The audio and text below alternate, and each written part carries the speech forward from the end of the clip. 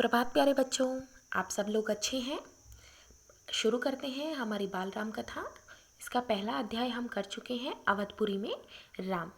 प्यारे बच्चों, राम की कथा हमने शुरू कर रखी है, जिसमें हमने देखा कि किस प्रकार राजा दशरथ के राम, भरत, लक्ष्मण और शत्रुघ्न, उनकी तीनों रानियां जो कौशल्या, कैकई और सुमित्रा थी, से उत्पन्न हुए।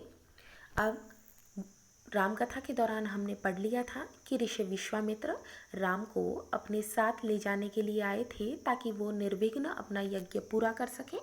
तो देखिए कि जंगल में महर्षि विश्वामित्र के साथ राम और लक्ष्मण क्या करते हैं। जंगल और जनकपुर। राजमहल से निकलकर महर्षि विश्वामित्र सरयू नदी की ओर बढ़े, क्योंकि अयोध्या के निकट कौन सी नदी बहती थी बच्चों? सरयू नदी। दोनों राजकुमार साथ थे, उन्हें नदी पार करनी थी। आश्रम पहुंचने के लिए विश्वामित्र ने अयोध्या के निकट नदी पार नहीं की। दूर तक सरयू के किनारे किनारे चलते रहे। कहाँ तक चलते रहे? दक्षिणी तट पर, उसी तट पर जिस पर अयोध्या नगरी थी। वे चलते रहे। नदी के घुमाव घुमाव घूम कौन सी क्रिया है यहाँ पे? घूमना। घूमना क्रिया से क्या बन गया? घुमाव। नदी जहाँ पे घूमती थी उसके साथ साथ चलते रहे। राजमहल पीछे छूट गया, उसकी आखिरी बस्ती भी निकल गई। चलते चलते एक तीखा मोड़ आया, सब कुछ दृष्टि से ओझल हो गया। एक ऐसा मोड़ आया कि पीछे राजमहल, अयोध्या नगरी, सब कुछ दिखना बंद हो गया। राम और लक्ष्मण ने एक बार भी पीछे मुड़कर नहीं देखा, उनकी नज़र सामने थी। महर्षि विश्वामित्र के सधे कदमों की ओर किधर देख रहे थे राम और लक्ष्मण? महर्षि विश्वामित्र के सधे हुए। उन्हें लगता था कि महर्षि विश्वामित्र हमें जहाँ ले जा रहे हैं वही रास्ता सही है। सूरज की चमक धीमी पड़ने लगी, शाम होने को आई। राजकुमारों के चेहरों पर थकान का कोई चिन्ह नहीं था। चिन्ह यानी निशान। दोनों राजकुमार चल रहे थे, बिल्कुल नहीं थके, उत्साह था। वे दिन भर पैदल चलते रहे और चलने को तैयार थे। महर्षि अचानक रुके।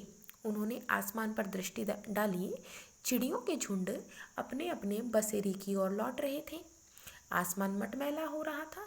मटमैला लाल यानी ऐसे मिट्टी का सा दिखाई दे रहा था, कुछ कुछ लाल रंग था। चरवाहे लौट रहे थे क्योंकि ये सूर्यास्त का समय था।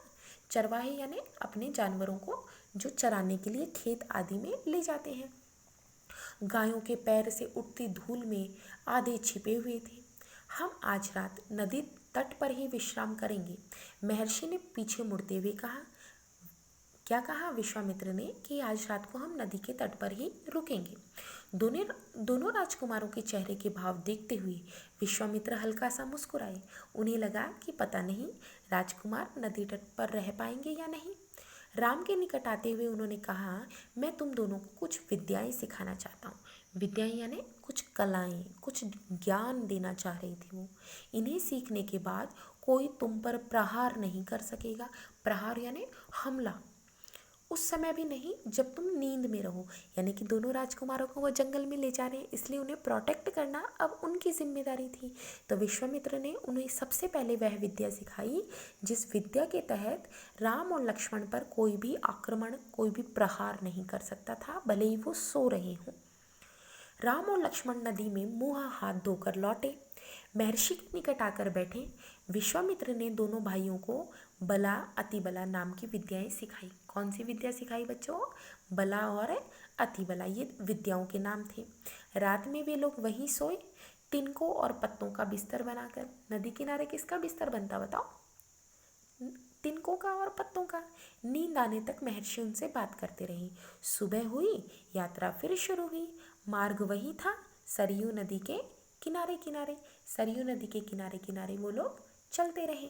इस प्रकार महर्षि विश्वामित्र के सहारे राम और लक्ष्मण जंगल की ओर निकल गए। चलते चलते वे एक ऐसी जगह पहुंचे जहां दो नदियां आपस में मिलती थी। उस संगम की दूसरी नदी गंगा थी। किस नदी के किनारे चल रहे थे? सरयू नदी के किनारे तो चल रहे थे। और सरयू नदी में उस जगह पर कौन सी नदी आकर मिलती थी? गंगा नदी आकर मिलती थी। महर्षि अब भी आगे चल रहे थे, लेकिन एक अंतर आ गया। राम लक्ष्मण अब दूरी बनाकर नहीं चलते थे, बिल्कुल महर्षि के साथ साथ चल रहे थे ताकि उनकी बातें ध्यान से सुन सके, क्योंकि महर्षि विश्वामित्र बहुत रोचक, बहुत इंटरेस्टिंग बातें कर रहे थे। राम लक्ष्मण को अब उनकी बातों में मज़ा आने लगा, इसलिए अब वे महर्षि के बिल्कुल साथ साथ चल रहे थे ताकि उनकी बातें ध्यान से सुन सके। रास्ते में पड़ने वाले आश्रमों के बारे में, वहाँ के लोगों के बारे में सारी बातें महर्षि उन्हें बता रहे थे। वृक्षों, वनस्पतियों के संबंध में स्थानीय इतिहास उसमें शामिल होता था। आगे की यात्रा कठिन थी, जंगलों से होकर। उससे पहले उन्हें नदी पार करनी थी। रात में ऐसा करना महर्षि विश्वामित्र को उचित नहीं लगा। तीनों लोग वहीं रुक गए, संगम पर बने एक आश्रम में। संगम किन किन नदियों का था? गंगा और सरयू का। वहाँ पर एक आश्रम बना था, तीनों लोग वहीं रुके। अगली सुबह उन्होंने नाव से गंगा पार कर ली। नदी पार जंगल था, घना घना यानी गहरा, दुर्गम यानी जिसमें मुश्किल से जाया जा सकता है, दुर्गम जो जाने के लिए मुश्किल भरा हो। सूरज की किरणें धरती तक नहीं पहुंचती थी। देख लो कितना घना जंगल था, इतने पेड़ थे कि धरती तक तो सूरज की किरणें भी नहीं पहुंचती थी। वह डरावना भी था। हर ओर से झिंगुरों की आवाज़ें, जंगली जो छोटे छोटे कीट होते हैं उनकी आवाज़ें आ रही थी। जानवरों की दहाड़ सुनाई दे रही थी बीच बीच में। कर्कश ध्वनियाँ, कर्कश यानी जैसे कौवा बोलते हैं, कर्कश आवाज़ होती है ना, थोड़ी सी कठोर सी, जो मीठी नहीं होती। राम और लक्ष्मण को आश्वस्त करते हुए महर्षि ने कहा, ये जानवर और वनस्पतियाँ जंगल की शोभा है, इनसे कोई डर नहीं है। असली खतरा तो राक्षसी ताड़का से है। किससे बताया महर्षि ने असली खतरा? राक्षसी ताड़का से। उस जंगल में एक राक्षसी रहती थी, यानी ताड़का नाम की एक राक्षसी थी। वह बहुत डरावनी थी। महर्षि ने कहा, वह यहीं रहती है, तुम्हें वह खतरा हमेशा के लिए मिटा देना है। महर्षि ने कहा, राम तुम्हें क्या करना है? ताड़का नामक जो खतरा है इस वन का, उसे तुम्हें क्या करना है? आज खत्म कर देना है। ताड़का के डर से कोई उस वन में नहीं आता था। जो भी आता ताड़का उसे मार डाल देती, अचानक आक्रमण करती। उसका डर इतना था कि उस सुंदर वन का नाम ताड़का वन पड़ गया। वन का नाम क्या था? सुंदर वन। लेकिन ताड़का के डर के कारण उस वन का नाम क्या हो गया बच्चों? ताड़का वन। राम ने महर्षि की आज्ञा मान ली और धनुष पर प्रत्यंचा चढ़ा ली। प्रत्यंचा का अर्थ आप जानते हैं, धनुष की डोरी। धनुष की डोरी को क्या कहा जाता है बच्चों? प्रत्यंचा कहा जाता है। और उसे एक बार खींच कर छोड़ा। प्रत्यंचा जब चढ़ जाती है तो धनुष पे डोरी एकदम कसी हुई हो जाती है, और उसको जब खींच के छोड़ते हैं ना तो आवाज़ होती है, उसे कहते हैं टंकार। क्या कहते हैं? धनुष की प्रत्यंचा से होने वाली आवाज़ को टंकार। और उसे एक बार खींचकर छोड़ा। इतना ताड़का को क्रोधित करने के लिए बहुत था। टंकार सुनते ही क्रोध से बिलबिलाई, क्रोध से बिलबिलाई यानी क्रोध से भरी हुई ताड़का गरजती हुई राम की ओर दौड़ी। दो बालकों को देखकर उसका क्रोध और भड़क गया कि आज मेरे सामने मुझे ललकारने के लिए दो बालक खड़े हैं। बहुत राम और लक्ष्मण, छोटी उम्र तो थी, 16 वर्ष के तो थे ही राम, छोटे छोटे से दिखाई देते थे, बहुत सुंदर थे। जंगल में जैसे तूफान आ गया। विशालकाय पेड़ कांप उठे, पत्ते टूटकर इधर उधर उड़ने लगे। धूल का घना बादल छा गया, उसमें कुछ दिखाई नहीं पड़ता था। फिर ताड़का ने पत्थर बरसाने शुरू कर दिए। ताड़का राक्षसी थी, उसके पास आसुरी शक्तियाँ थीं। राम ने उस पर बाण चलाए, लक्ष्मण ने भी निशाना साधा। ताड़का बाणों से गिर गई। राम का एक बाण उसके हृदय में लगा, वह गिर पड़ी, फिर उठ नहीं पाई। विश्वामित्र बहुत प्रसन्न हुए। उन्होंने राम को गले लगा लिया। उन्होंने दोनों राजकुमारों को 100 तरह के नए अस्त्र शस्त्र दिए। कितने तरह के अस्त्र शस्त्र दिए? 100 तरह के। उनका प्रयोग करने की विधि बताई और उनका महत्व समझाया। तो इस प्रकार जंगल में किस प्रकार विश्वामित्र के साथ राम ने किसका वध कर दिया था? ताड़का का वध कर दिया था। अब क्या हुआ? आगे चलते हैं हम। महर्षि का आश्रम वहाँ से अधिक दूर नहीं था, लेकिन तब तक रात हो चली थी। विश्वामित्र ने वह दूरी अगले दिन तय करने का निर्णय किया। ताड़का मर चुकी थी, उसका भय नहीं था। तीनों ने रात वहीं बिताई, ताड़का वन में। ताड़का वन का पहले क्या नाम हुआ करता था बताओ? सुंदरवन। लेकिन ताड़का के कारण उसका नाम ताड़का वन हो गया था। चूंकि अब ताड़का मर चुकी तो ताड़का के का कोई डर नहीं था। अब वह वन पूरी तरीके से भयमुक्त था। भयमुक्त यानी भय से मुक्त, उसमें कोई डर नहीं था। सुबह जंगल बदला हुआ था। अब वह ताड़का वन नहीं, क्योंकि ताड़का नहीं थी। भयानक आवाज़ें भी गायब हो चुकी थी। पत्तों से गुजरती हवा उसकी सरसराहट का संगीत था। चिड़ियों की चहचहाहट सुनाई पड़ती थी। शांति थी। वन की पूरी तस्वीर बदल गई। सिद्धाश्रम का अंतिम पड़ाव था। सिद्धाश्रम जानते ना किसके आश्रम का नाम था? महर्षि विश्वामित्र का। अंतिम पड़ाव था मतलब ये अब थोड़ा सा रास्ता था। महर्षि का आश्रम, सिद्धाश्रम का अंतिम पड़ाव था महर्षि का आश्रम। रास्ता छोटा भी था, मनोहारी भी। मनोहारी यानी मन को अच्छा लगने वाला था। प्राकृतिक सौंदर्य का आनंद लेते तीनों लोग जल्दी ही आश्रम पहुंच गए। आश्रम वासियों ने उनकी अगवानी की। अगवानी करना मतलब आगे चलकर स्वागत करना, अभिनंदन किया। उनकी प्रसन्नता दुगुनी हो गई। अब राम और लक्ष्मण बहुत खुश हुए, और राम लक्ष्मण के साथ कौन खुश हुए? दोगुने खुश कौन हुए? आश्रम के लोग। आश्रम के लोग क्यों खुश हुए? क्योंकि एक तो महर्षि विश्वामित्र वापस आ गए, और महर्षि विश्वामित्र कह के गए थे अपने शिष्यों को कि मैं किसे लेने जा रहा हूँ? राम को। तो राम लक्ष्मण को देखकर आश्रमवासी जो शिष्य थे वो भी बहुत खुश हो गए। महर्षि विश्वामित्र के आश्रम के लौटने की खुशी थी, और राम लक्ष्मण के आने का सुख था। विश्वामित्र यज्ञ की तैयारियों में लग गए। अनुष्ठान आरंभ हुआ। आश्रम की रक्षा की जिम्मेदारी राम लक्ष्मण को सौंपकर महर्षि आश्वस्त थे। आश्वस्त होना मतलब निश्चिंत थे। उन्हें पूरा भरोसा था कि राम लक्ष्मण के होते अब उनके यज्ञ में, उनके आश्रम में कोई भी राक्षस बाधा नहीं पहुंचा सकता। अनुष्ठान अपने अंतिम चरण में था, पूरा होने वाला था कुछ ही दिनों में। 5 दिन तक सब ठीक ठाक चलता रहा। राम लक्ष्मण आ गए अब आश्रम में, और 5 दिनों तक सब ठीक ठाक चलता रहा, शांति से, निर्विघ्न। निर्विघ्न यानी बाधा रहित, विघ्न रहित। लगता था कि राजकुमारियों की उपस्थिति ने ही राक्षसों को भगा दिया। राम और लक्ष्मण ने यज्ञ पूरा होने तक न सोने का निर्णय किया। न सोने का निर्णय यानी कि जब तक यज्ञ नहीं होगा तब तक दोनों भाई सोएंगे नहीं। चाहे रात हो या दिन, वे लगातार जागते रहे। चौकस, चौकस यानी सावधान। कमर में तलवार, पीठ पर तुणीर। कमर में उनकी तलवार रहती, पीठ पे उनके तरकश तुणीर रहता, और हाथ में हर समय धनुष, और धनुष पर प्रत्यंचा चढ़ी हुई रहती। धनुष पर प्रत्यंचा चढ़ी हुई रहना मतलब लड़ने के लिए, धनुष पर बाण चलाने के लिए हर समय तैयार रहता था, हर स्थिति के लिए तैयार। अनुष्ठान का अंतिम दिन था बच्चों। अचानक भयानक आवाज़ों से आसमान भर गया। आकाश में क्या हुआ? अचानक ही भयानक आवाजें सुनाई देने लगी। सुबाहु और मारीच। कौन आ गए? 2 राक्षस, सुबाहु और मारीच ने राक्षसों के दल बल के साथ आश्रम पर धावा बोल दिया। दल बल यानी खूब सारे राक्षसों के साथ सुबाहु और मारीच आए, और दोनों ने क्या किया? आश्रम पर हमला कर दिया। मारीच क्रोधित था।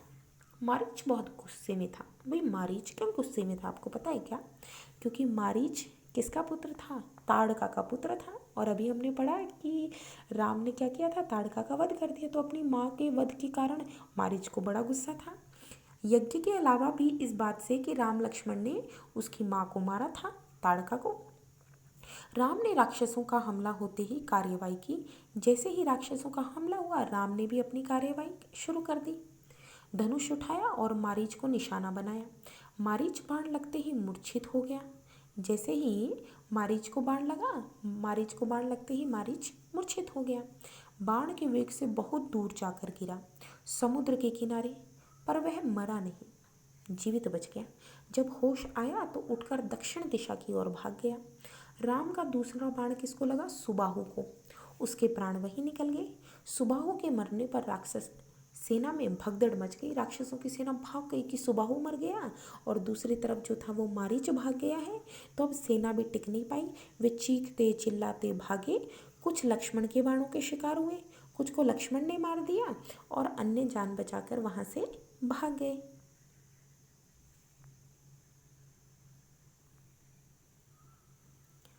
अब क्या हुआ बच्चों?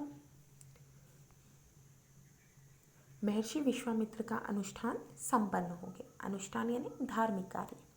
राम ने महर्षि को प्रणाम करते हुए पूछा, अब हमारे लिए क्या आज्ञा है मुनिवर? महर्षि ने राम को गले लगाया, कहा, हम लोग यहाँ से मिथिला जाएंगे। कहाँ जाएंगे? मिथिला। मिथिला एक नगर था। किसका नगर था? महाराजा जनक का। महाराजा जनक के नगर मिथिला जाना चाहते थे महर्षि, और उन्होंने कहा कि राम और लक्ष्मण तुम भी मेरे साथ चलोगे विदेह राज के दरबार में। मिथिला नगरी का दूसरा नाम क्या था? विदेह। और वहाँ के राजा को क्या कहा जाता? विदेह राज। मैं चाहता हूँ कि तुम दोनों मेरे साथ चलो उनके आयोजन में हिस्सा लेने। विदेह राज के यहाँ कोई आयोजन होने वाला था। आयोजन यानी कोई समारोह, कोई उत्सव होने वाला था। तो विश्वामित्र ने कहा, मैं चाहता हूँ कि तुम चलो मेरे साथ, क्योंकि विदेह राज के पास एक अद्भुत शिव धनुष है। अद्भुत यानी विचित्र, अनोखा शिव जी का धनुष है, तुम भी उसे देखो। तो राम और लक्ष्मण विश्वामित्र के कहे अनुसार उनके बात में हाँ कह देते हैं। राम और लक्ष्मण अगली यात्रा को लेकर उत्साहित थे। अब उन्हें मज़ा आने लगा। राक्षसों का वध करके नई नई शक्तियाँ पाकर विश्वामित्र जी से तो वो बहुत खुश थे। उत्साह था उनमें, जोश था, जैसा कि प्रायः होता है बच्चों में। नए स्थान देखने और जानने का अवसर। अब आगे जो नदी आई उस नदी का नाम क्या था? सोन नदी। सोन नदी को पार करके विश्वामित्र मिथिला की सीमा के पास पहुँचे। कहाँ पहुँच गए बच्चों? मिथिला की सीमा पर अपने शिष्यों और राजकुमारों के साथ। वे गौतम ऋषि के आश्रम से होते हुए नगर में पहुँचे। नगर में पहुँच गए, पर बीच में कौन से ऋषि का आश्रम आया बच्चों? गौतम ऋषि का। गौतम ऋषि भी बहुत श्रेष्ठ ऋषि थे।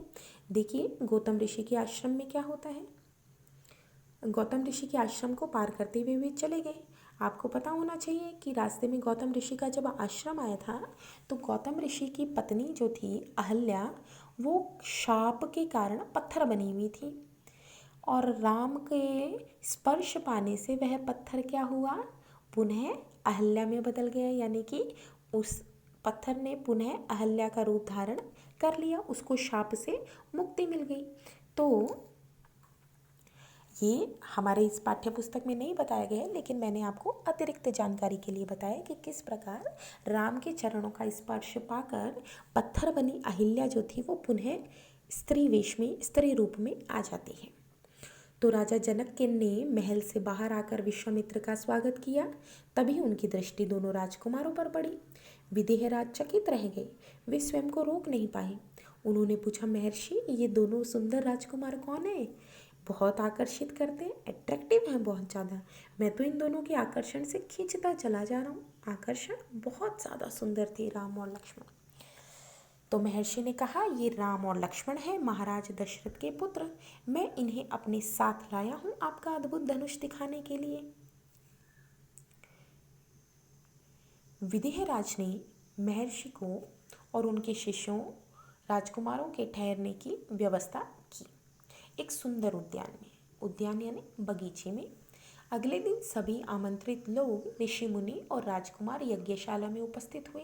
यज्ञशाला में वहाँ महर्षि ने फिर धनुष का उल्लेख किया। विश्वामित्र ने कहा, महाराज धनुष दिखाइए ना। महाराज जनक ने अपने अनुचरों को आज्ञा दी। अनुचर यानी सेवक, सेवकों को आज्ञा दी कि जाओ शिव धनुष को यज्ञशाला में लाओ। शिव धनुष को लाया गया यज्ञशाला में। शिव धनुष सचमुच विशाल था, बहुत भयंकर धनुष था वो, विशाल। लोहे की एक पेटी में रखा हुआ था। पेटी में पहिए लगे हुए थे। कितने पहिए लगे हुए थे बच्चों? 8 पहिए। उसे उठाना लगभग असंभव था, क्योंकि उस शिव धनुष को कोई उठा ही नहीं सकता था। पहियों के सहारे खिसकाकर उसे एक जगह से दूसरी जगह ले जाया जाता। अनुचर मुश्किल से उसे खींचते हुए यज्ञशाला में ले आए। सेवक बेचारे बहुत मुश्किल से जोर लगा के खींचते हुए उसे यज्ञशाला में लाए।